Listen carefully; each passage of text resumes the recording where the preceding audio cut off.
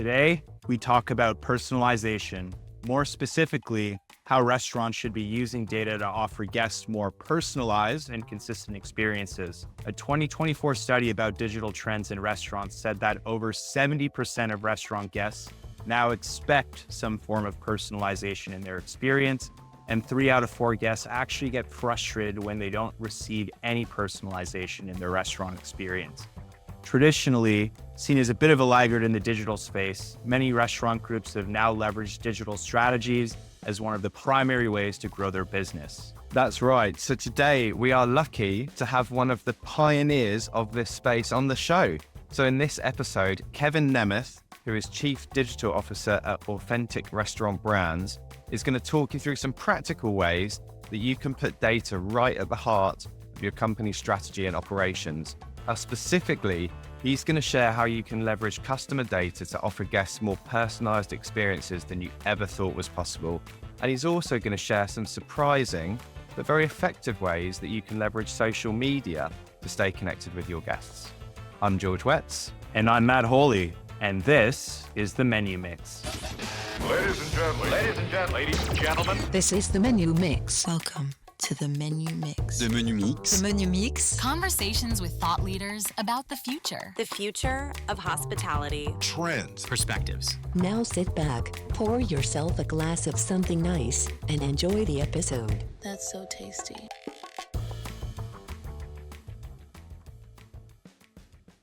Okay, so joining us today is Kevin Nemeth. He is the Chief Digital Officer at Authentic Restaurant Brands, which has got a portfolio of brands including Pollo Tropical, Primanti Brothers, PJ Williams, and Mambo Seafood. Now, before he spent time as in this role, he was the head of digital marketing for Popeyes, where he helped grow the digital sales from around 4% to nearly 20% in just 2 years. And he also launched their first ever loyalty program, Popeyes Rewards.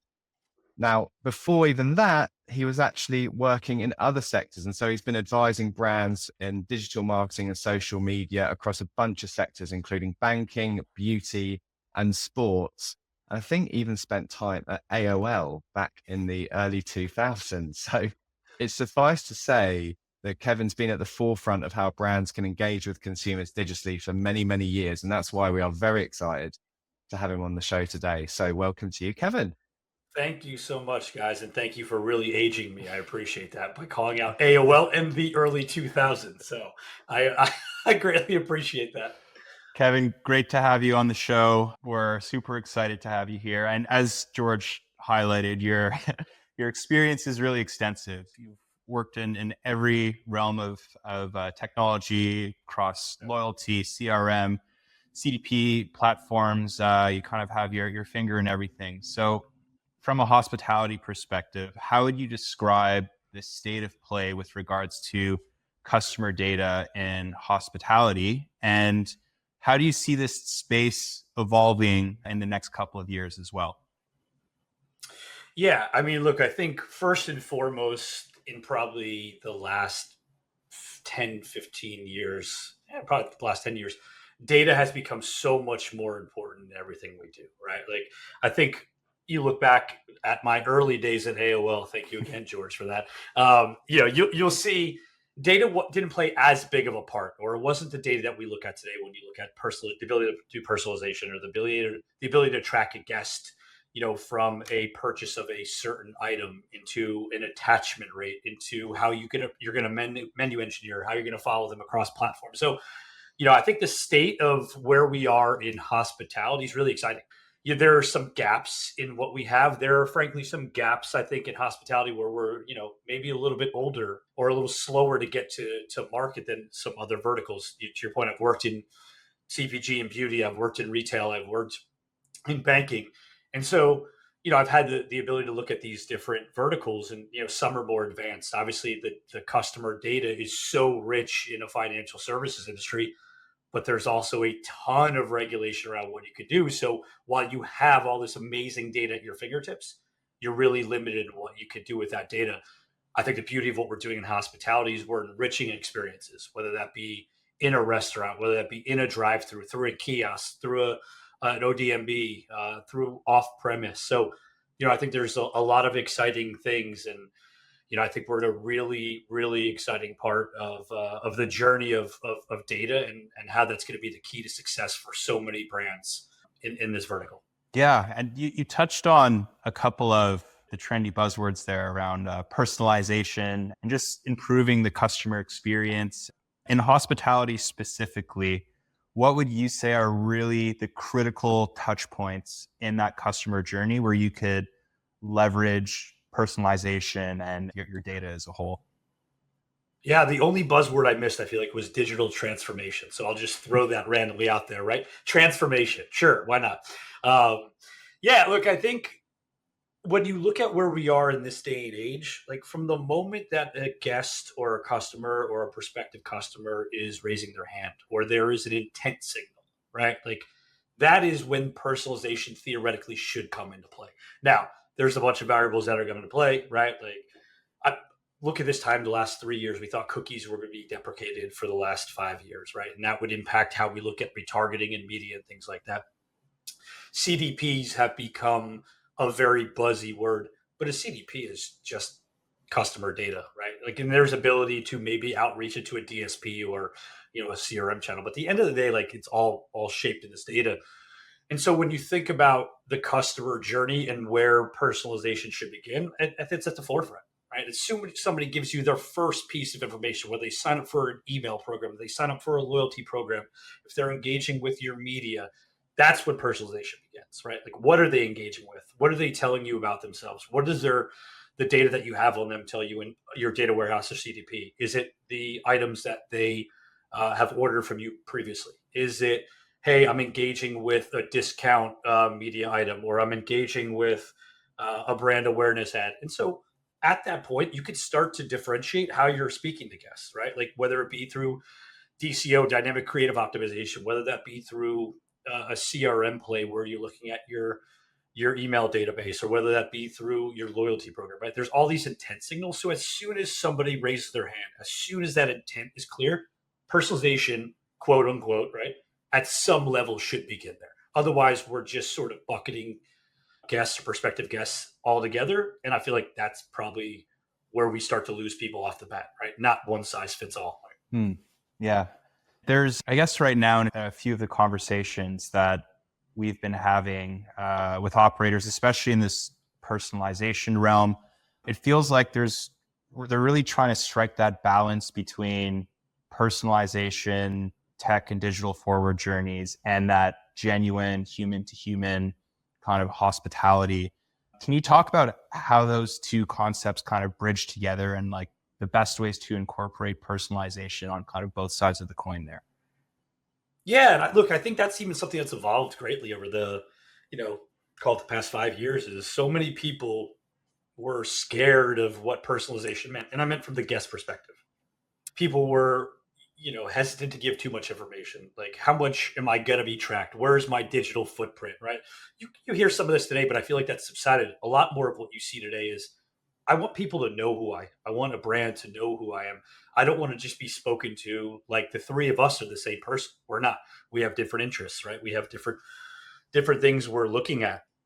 And so, as we look at channels and technology and data, there's a level of personalization where you're using drip personalization, like, oh, hey, Matt, here's an email to you, versus, hey, Matt, you spent $50 with me last month, and I know the items you're looking to do, so here's an offer. Like, the reality is we're passively personalizing things, right? Like, you can't go out and alert a guest that what their household income is, that they're in the market to shop for a new house. Maybe they like luxury cars. They're eating Chick-fil-A and McDonald's in addition to Pollo Tropical and sitting at a casual dining restaurant. Like, there's limitations. So passive personality that is at key beneficial to the guest is, I think, that's where we've gotten for the most part. I think that's sort of the lane we'll have to stay in for a little bit, right? Like, we use technology to do a lot of the back end work on our side, right? We're using a data warehouse.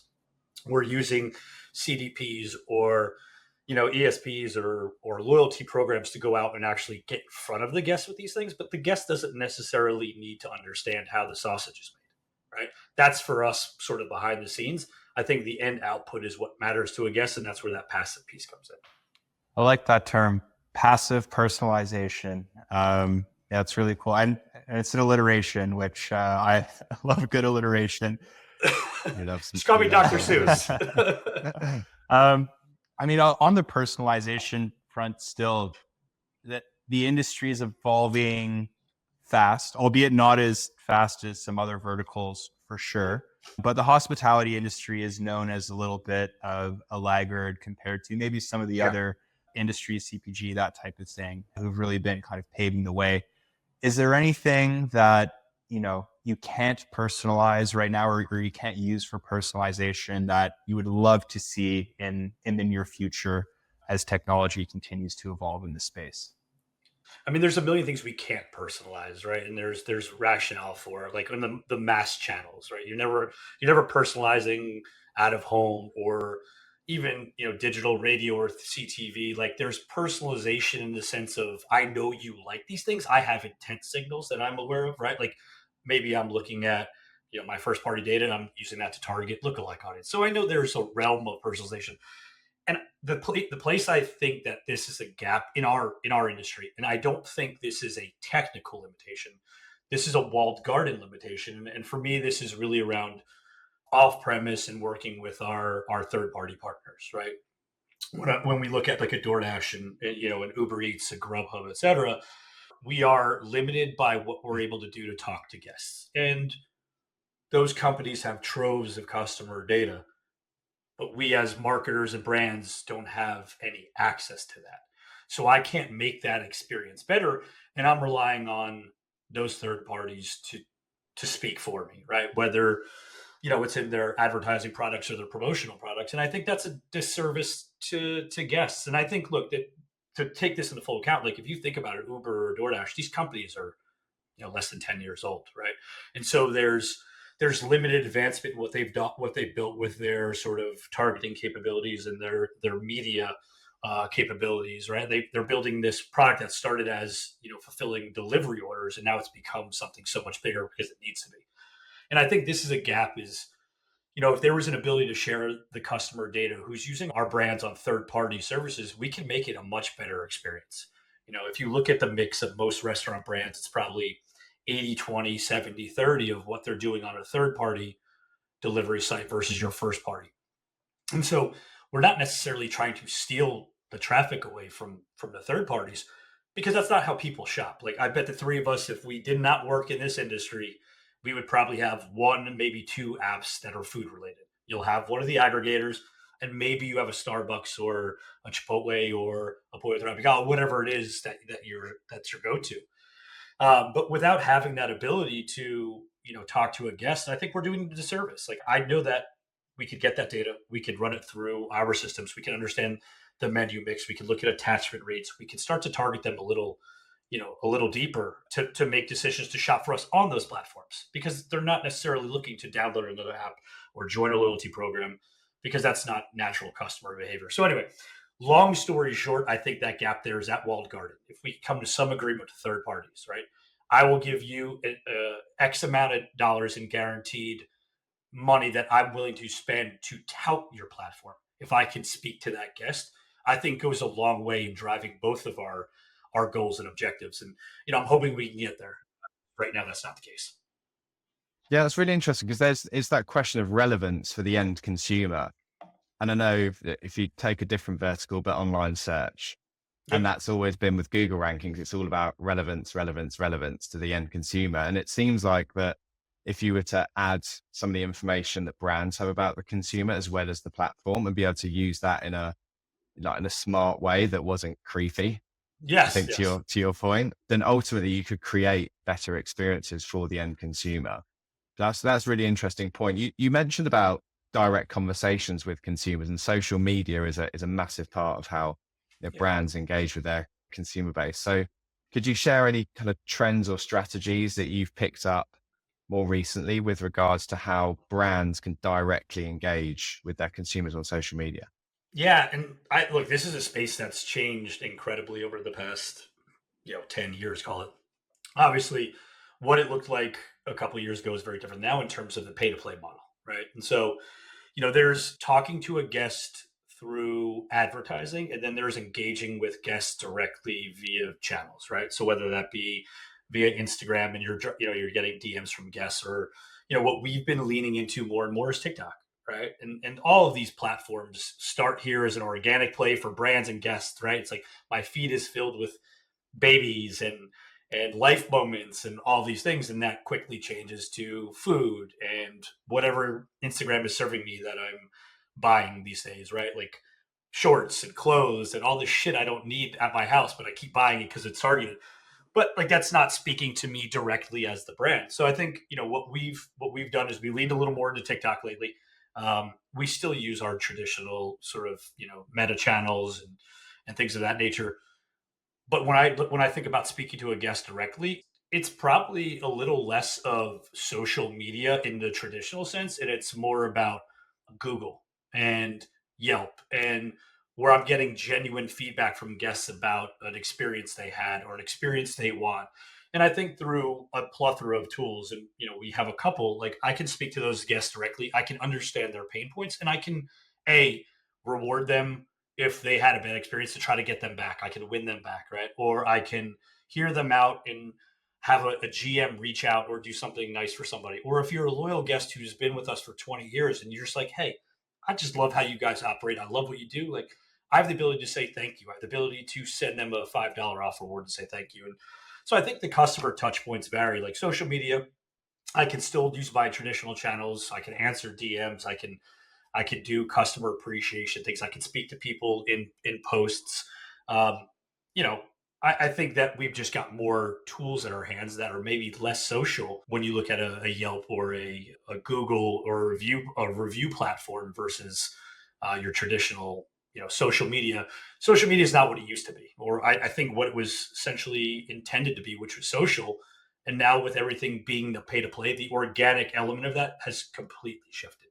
So it's not organic banter. It's not that communication.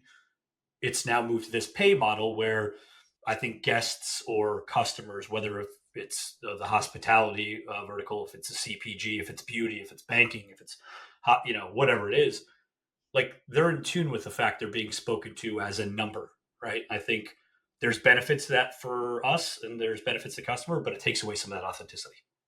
Very interesting. And is there any new types of content or messages that you've been looking to put out on social media that you might not have done with more traditional medias? The rise of influencers and Yeah. speaking about an experience or a product is been massive. It's a whole industry in and of itself now, whereas 3 or 4 years ago hardly existed. So Yeah. are there ways that you're looking to leverage influencers, or have you created some different types of content? Yeah, and we use influencers. We use like a good example in for Pollo Tropical in Miami, in Florida, right? There's a Instagram account called Oldie and Dade, over 1 million followers. It's a huge source of all things going on in South Florida, and so we'll partner with them on some content creation. Getting the word out about Pollo Tropical. Maybe it's our late night campaign. Maybe it's some of the benefits of loyalty. Maybe it's just the brand and what it means to the Latin community or the South Florida community. And so we've done that. We use influencers or other brands to highlight, what the vibe is in a Permane Brothers or a PJ Wellahans, right? Like Mm. it's hard to pick some of that up off a static meta ad or, a 6-second Instagram story. And so we do partner with influencers. And I think the key thing that you could hit on, George, is like, it's the word of mouth. The word of mouth isn't new. Word of mouth has existed for years and years and years, but the content and the form of content that it's taken is what's changed, right? The original word of mouth was me saying, George, I just had this amazing experience at PJ Wellahans. You got to have their wings. They're freaking amazing. That evolved to, I'm going to go on Yelp and say, holy shit, PJ Wellahans wings are amazing. Like Matt, check, still go check this out. And now that's sort of manifesting into there are people who are recognized because they are food bloggers or they're influencers in some way in the space. And now that's become sort of the new way that people are getting word out about food, about things that are in the industry. The only thing that concerns me about that is credibility. And at what point does credibility lessen the more you take a paycheck? Right. And so I think what we've focused on is maybe what I would call more micro influencers for the most part. There is the only in dates to start, but it's like, who are your core guests and what do they look like in terms of what they're eating or what their demo makeup is? Who are the people that we could speak to bring into our restaurants?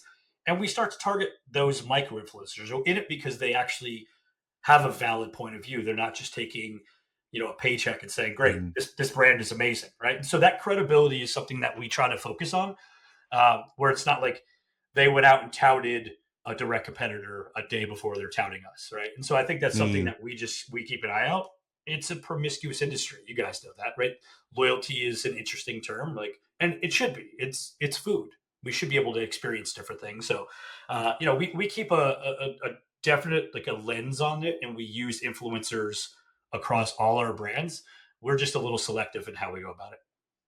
But I think that's a very interesting approach because we've spoken on this podcast a few times now about generational trends when it comes to both work, but also buying Yeah, and media habits. And if there's one word that kind of sums up what Gen Z is looking for, it's probably authenticity. absolutely. And so the fact that you're using, smaller, more localized influencers, that must give you more of a reach into that generation. And because you're genuinely then, communicating a message that is more authentic, it's more transparent to that kind of audience. That sounds like a really smart approach. So I worked in beauty, right? I worked at L'Oreal, which is massive conglomerate. And like you think about the space and how impactful influencers are in that space, right? Like celebrity, there's Instagram celebrities, YouTube celebrities, unboxing, all the try on stuff. Like that industry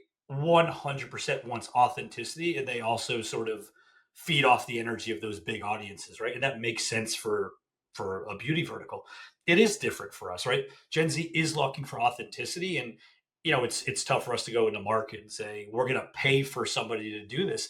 Like very transparently, like we're not giving cash to influencers when we're doing this, right? We're working on either mutually beneficial partnerships. So we're saying like, here's a gift card, try our food. And if you don't like it and the content is not something you want to create, then don't go there. Or is like, hey, are you familiar? Are you a patron of our places? That's where we really try to focus is like, are you already a patron of our place? And maybe you're, not talking about it for some reason, but is this an opportunity? So like there's different Mm. ways to look at that and what we consider authentic. Cause I think it's an interesting word and probably something that can be a separate podcast on what we consider authentic.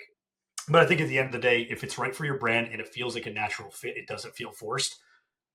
I'll lean in on that being authentic for at least right now. Makes total sense. Matt, do you want to pick up on data? I would love to. So, data-driven decision making. Everyone talks about it. Everyone's trying to Sure. connect all their data sources together and make decisions using these data. There's that, and then there's true data-driven decision making. So, I think in the true sense, what are some of the specific goals and initiatives that you have and that brands in general should be pursuing with their data for it to be, true data-driven insights and decision making? Yeah, I mean, if we're talking true, all intents and purposes, like true data decision making, like we're thinking about using data as that source of truth, right? That doesn't mean we did something 10 years ago and it worked out. We should, fold that into the mix. It's like we're listening to what the data tells us, which is what we all should be doing anyway, right? Like, and some instances of how we're using this menu engineering, right? Limited time offers, right? So with Pollo Tropical, when we bought the brand in 2023, working through what an LTO calendar looked like. Yeah, sales were great and things look good, but when you boil it down to what the data is telling you, 55 LTOs, something like that for a year calendar. Are those all driving impact to your bottom line? Right. And so, we do our analysis. We import all the POS data. We're looking at it with other drivers, credit card data in our data warehouse, et cetera. And it's like, oh, out of 55 LTOs, 5 are driving the actual largest percentage of what that sales looks like. And so that changes what our calendar looked like for 2024. We did, I think we'll do 3 to 4 LTOs this year, right? Significantly down. I'll just say Pollo Tropical right now is in a hell of a good spot. They're absolutely having a monster year, and part of that is going to be driven by that. Another example of how we're using data to make decisions is product mix and menu engineering, right? So this isn't just like what items are specifically selling, but it's like what items are selling, what days are they selling on, what day parts are they working in, what are they driving, what are the margins, you know, that's stuff we're looking on. Like, should we be removing X? If we remove X, is there an opportunity to replace it with Y, right? Is it not only just, looking at, POS data to say what's selling, but then it's when you look at a menu, it's creative. Like, okay, let's go out and test 3 menu variations across different DMAs. What is the lift, net of control? And so we're using those things, to drive menu engineering, to drive media decisions, to drive partner decisions. There's rarely anything that we will do at Authentic Restaurant Brands that doesn't require us to go out and do a test and control, right? Whether it's a DMA, whether it's a holdout of a couple of stores, whether it's a data partner, whether it's a media channel. It's like we're doing that with everything we do. And I think we've had a lot of success with our 4 brands. And I think we can attribute to the fact that we are literally using data to drive all of our decisions. It doesn't leave it up to gut. It doesn't leave it up to past history. Data will drive that decision for us. I like that. Yeah, it sounds like a much more intentional approach. I mean, sometimes you see, especially now, menu innovation for menu innovation's sake, just to try and keep things new, keep their customers engaged, but it's a little too narrow in focus. Sometimes it doesn't take into account things like supply chain or cross-utilization of ingredients or day parts, days of the week, that type of thing, like you said. So yeah, really interesting approach there. In terms of the LTOs specifically, it sounds like you've really narrowed it down from, did you say over 50 down to basically a handful? That is correct. So, yes. So what was, I guess, what was the core piece of insight that really stood out for you to enable you to have confidence in that decision? Because that's a pretty big difference right there. And I love this question because it's going to take me down a little bit of a rabbit hole, and I apologize in advance. But like, this is what I love about marketing and digital and technology is it doesn't have to fit into a marketing or MarTech box, right? Like, I think we talk about this a lot internally. I can go spend $30 million. I can spend $100 million. I can run a campaign that is hitting brand awareness. It's driving conversions. At the end of the day, if the operations are shit, I'm letting that money on fire, right? And so operations weren't shit for the record, but they weren't great. NPS was in a low place at Pollo. Speed of service was really low. We are looking at customer review data points. We're looking at survey data. We're looking at sales data. We're looking at the P mix items. Like, you have all these LTOs. Are they selling? What is the impact of those items on shifts, on day parts, on speed of service? Are we overwhelming our teams, whether it be the servers, whether it be back of house? They have to learn 55 new item configurations. They have to learn new recipes. Like, that's ultimately going to be a problem, but for the guest, and that's the biggest issue, right? Like, all of these things compound in the back of the house, that come to the front of the house, that go to the drive-through, that hit a server. And at the end of the day, the person who's going to feel that the most is the guest. And if we don't get that stuff right, then the guest doesn't come back. Plain and simple, if the experience is bad, people are gone, right? But if you have a good experience, you can maybe not have A++ food or not the best drinks.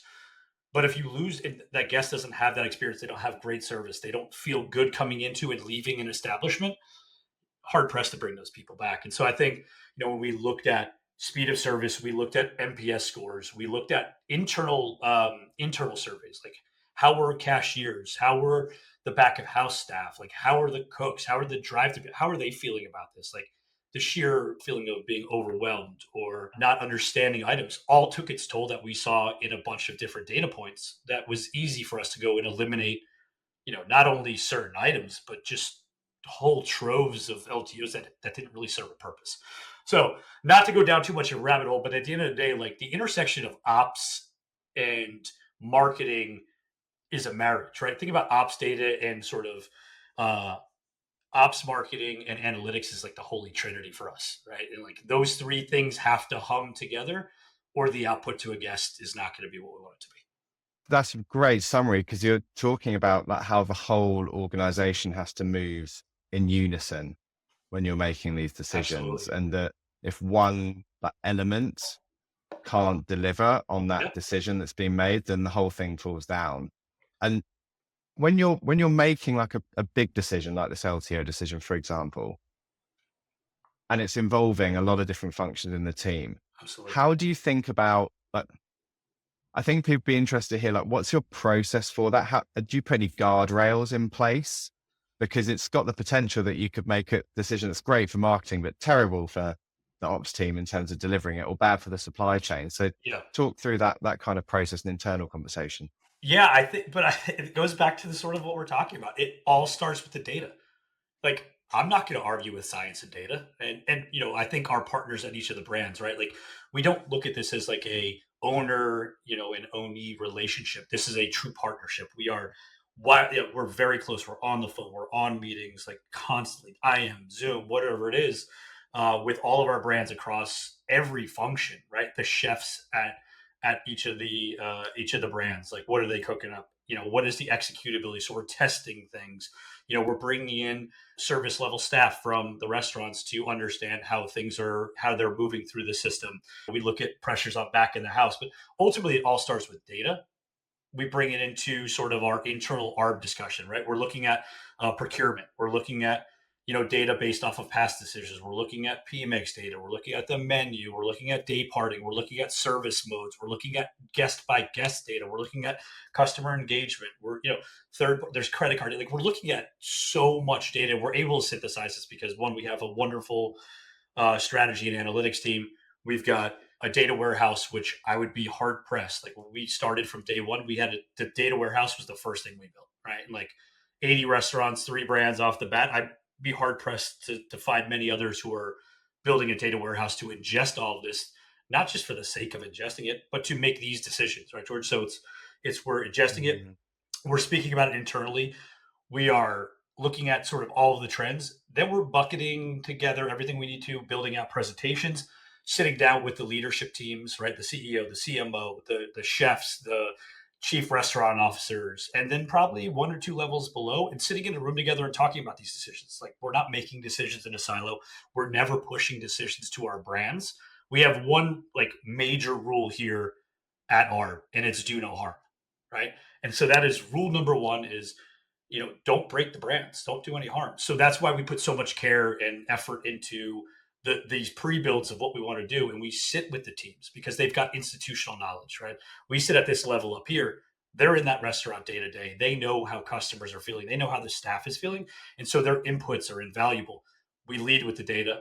It should be sort of how that goes. We take in those valuable inputs and then we sort of end up coming to a conclusion. And that's exactly what happened with the LTOs. Like, when we looked at this together, I think, what happens is you get in a groove and you just like, well, I've got a comp over last year and we knew that something drove this mix last year. Let's try to do it again the following year. And I think when we sat down and we were like, these are sort of out of control. They're pressuring the system too much. It's like, you're right. Like, let's go and go see what we can do for reduction. And that's panned out very well for us. Very interesting to hear. And you talked about everyone like pulling everybody together to make those decisions. Thinking about more broadly with your corporate strategy and kind of where you guys are going, it would be great to hear how that group of people is helping to inform where you're going. So can you share a bit about where Authentic is going as a group of brands over the next Yeah, couple of years? absolutely. Look, I think we are extremely lucky to have amazing partners at our PE company, right? So who are actually here funding authentic restaurant brands, and they give us autonomy to work again with that same number one rule of mine, which is do no harm. We'll sit in the room and on our board meetings, the first thing that comes up is make sure we're doing no harm, right? And so, we're not changing core items and things like that. And so, with that in mind, we have these great partners at the top. We have the great brands underneath us. We have a great system internally. We're primed to grow. And so we are hell bent on growth in the near future, in the immediate future. and for the foreseeable future. So we've got 4 brands today. I'd love to say that by the end of 2024, we'll have 5 or 6. And I'd love to say that, our strategy going forward is at least 1 brand a year, and ideally 1 to 2 brands a year, right? We're well backed. We have equity and cash, and we're looking for the right fit. I think at the core of our ethos, the names, we are authentic restaurant brands. So our whole idea is like we are a value creation platform / holding company for restaurants, but what they are is they're not just restaurants, they're hometown heroes. They're regional fortress brands. And I think, when you see brands go national, that's not us. We're not taking Permane Brothers and going to LA because people like, sandwiches in LA. We're not taking Pollo Tropical and bringing it across to other state lines because the Caribbean and Latin flavor is so good. Like, we know that our ethos is to keep these brands true to what they are. Like, they've got 20 to 90 years of operating in existence because they've done things well, right? So we grow these brands in concentric circles. We use data to inform that, right? We're looking at real estate data. We're looking at site data. We're looking at demo data to make sure that these moves make sense. And so we grow in these concentric circles, and we keep that sort of authenticity and that local hometown hero alive for all the brands. And so, our goal is to continue to acquire brands that fit that sort of that ethos and that persona. And, we've got 4 great ones today. I think that there will be some news coming out in the future months about us growing some more, and then we'll continue that trajectory for the foreseeable future. Watch this space. Exactly. Yeah, that's really exciting. And the growth strategy is really nice too. I mean, reigns true to literally the name of your group, right? Looking for those authentic restaurant brands and not forcing them kind of out of the area that made them so successful in the first place. Just building the infrastructure, giving them the support to just really thrive and grow and scale in the right way. Yeah. And just real quick on that, I think just 2 things to note is, we bought Pollo Tropical. They were a public company, right? Fiesta Restaurant Group. They had locations, centralized in Florida. There were some in Texas, I think New York, New Jersey, and those closed, right? Because the core of the base to what that was here in Florida, right? And so, 125 units in Florida. And just to give you some idea of what growth could look like for Pollo, right? There's 1,000 McDonald's roughly in the state of Florida, but there's only 125 Pollos, right? So there is tons of opportunities and white space to grow the brand here. That's the same with PJ Willehan's in the Philadelphia and Jersey area, Permane in the Western Pennsylvania, Maryland area, and then Mambo Seafood. We're now, in the San Antonio market, Houston. Like, there's massive opportunities to growth where people who are our core guests, they operate, they go to work, they go to school, they live. And so I think, that is core to what we do here. We're very intent on not doing harm and changing what that looks like. Oh, super smart. To wrap things up here, we're actually going to go outside the restaurant space a little bit and go into F1, another very data-driven kind of industry. So we know you're a big Formula One fan. Could you tell us a little bit about how you got into it, favorite team, driver, and kind of what got you really excited about the sport? Yeah, I mean, so probably like most Americans, right? COVID, Drive to Survive, one of the best produced shows I've probably ever seen, especially on the reality side, right? So I was enamored with the competitive nature of what it is. Like, there's 20 of these drivers, and that's it. There's 20 of them who are the best in the world. Like, I'm a massive fan of sports, right? Baseball, football, basketball, but there's hundreds and thousands of players and teams in those sports. There's 20 drivers and 10 teams. There are teammates who hate each other. They loathe each other's existence. And they all are trying for the best. And so that competitive nature to what, like, the data, to watch these guys, like how they consume data, how it changes the angle of a car, the speed, the tail of the wing of the car, and how that impacts speed around a corner or slip, or the tires, like when the tires start to heat too much, like the way the drivers have these remote, like video game remote controls to drive and operate these cars, and the constant communication, that stuff is wildly entertaining for me. And so I am a Lewis and a Ricardo fan by nature. I mean, they're 2 great personalities. I am a McLaren fan, and I say I'm more of an Oscar Piastri than Lando Norris fan. But I think most importantly, I'm just not a fan of Red Bull and Max Verstappen or Christian Horner, and that's really so. As long as anybody wins out of Red Bull, then I'm pretty pleased, and it's way more competitive. I know you guys watch like this.